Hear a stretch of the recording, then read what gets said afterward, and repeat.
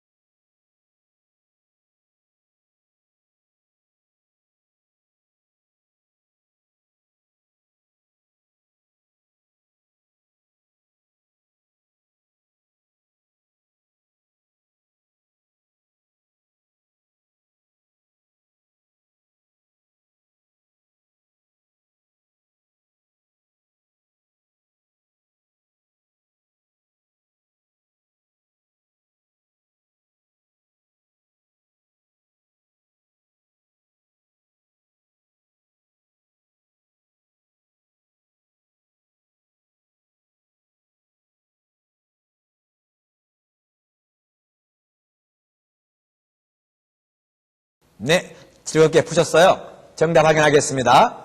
1번 63개, 1번 문제 약간 까다로웠었다고요? 함께 해설해 보도록 하죠. 2번 6, 3번 12가지, 4번에 5, 5번 121개, 6번에 안씨, 7번에 답이 3개죠? 0, 45, 8번에 11, 9번에 4, 10번 5가지입니다. 자, 1번 문제 보겠습니다. 이와 같은 모양의 판에서 비전이란 글씨를 만들 수 있는 가지수를 구하는 문제인데 상하 좌우 어느 방향으로 가되 한 번에 한 칸씩만 한 번씩만 움직입니다. 이럴 때 최대로 몇 개 만드나 봤더니 그림판을 유심히 보니까 좌우 대칭이죠. 한쪽 것만 생각한 다음에 2를 곱하고 한가운데 있는 비전 2를 더하면 되겠죠.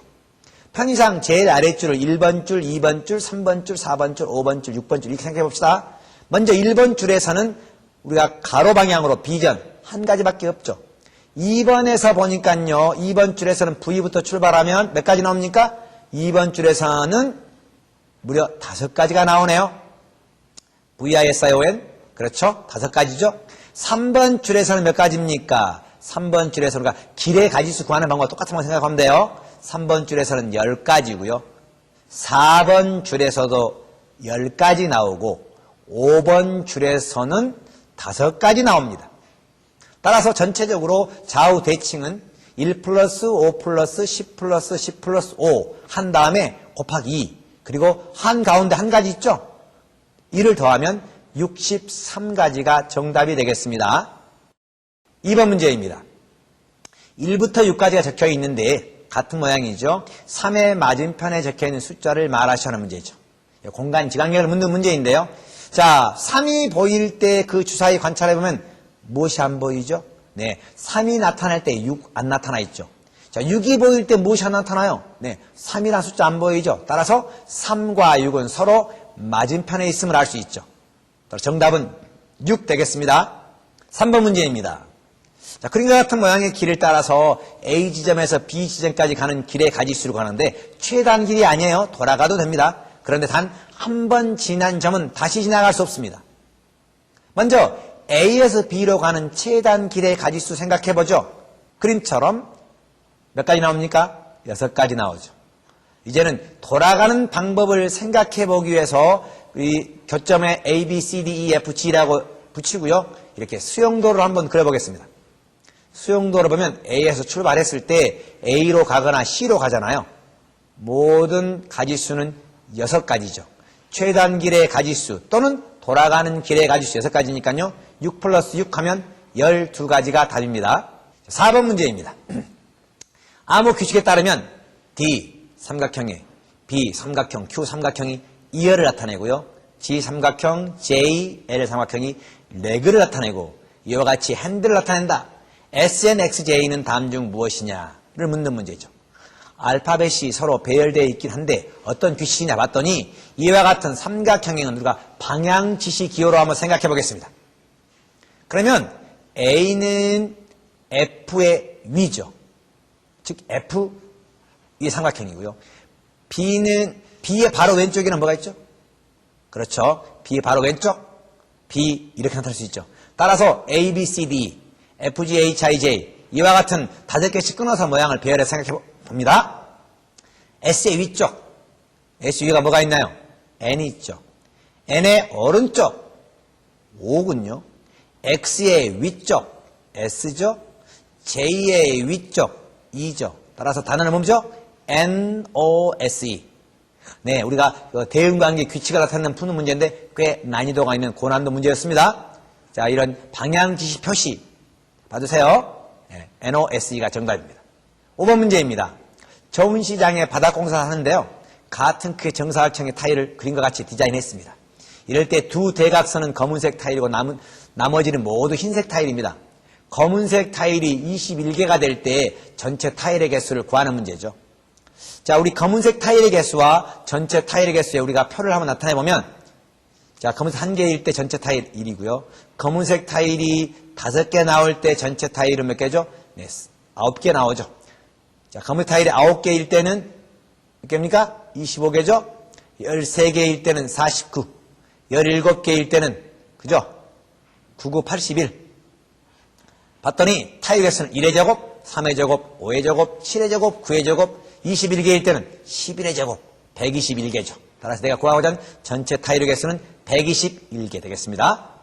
6번 문제, 진술에 관한 문제입니다. 김씨와 정씨와 안씨가 이렇게 진술하는데요. 두 사람은 참말을 하고 한 사람만 거짓말합니다. 자, 거짓말한 사람 누구인가라는데 이 증언의 진술의 결과를 표로 나타내 보겠습니다. 김씨가 뭐라고 그랬습니까? 내가 정씨에게 돈을 줬습니다. 자, 정씨에 내가 화살표 긋고요. 정씨는 뭐라고 그랬어요? 예, 나는 김씨로부터 돈을 받았습니다. 라고 했으니까요. 네, 나는 김씨로부터 돈을 받았으니까 김씨가 정씨에게 돈을 줬다는 얘기죠. 안씨는 정씨가 김씨에게 돈을 주었습니다. 그러면 안씨가 돈을 받았다고 말하는 거죠. 이럴 때 여기서 참말한 사람이 두 사람이니까요. 누구예요? 정씨가 돈을 받고 참말한 사람이 김씨, 안씨 나오죠? 그럼 거짓말한 사람은 누구예요?